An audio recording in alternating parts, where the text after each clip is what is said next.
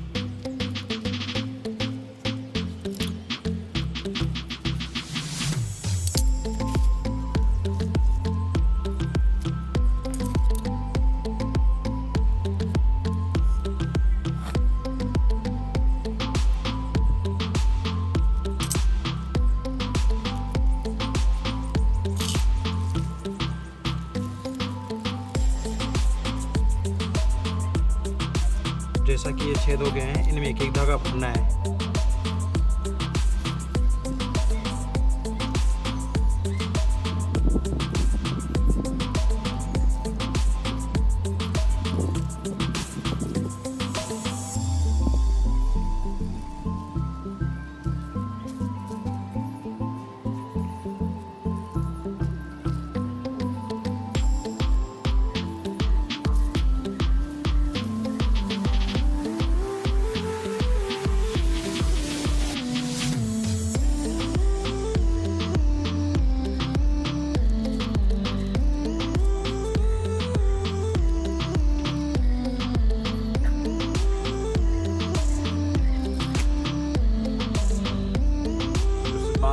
धागे बांधने के बाद कुछ ऐसा दिखाई देगा ये।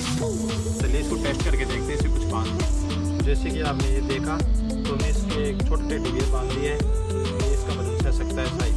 तो इसको टेस्ट करके देखते हैं।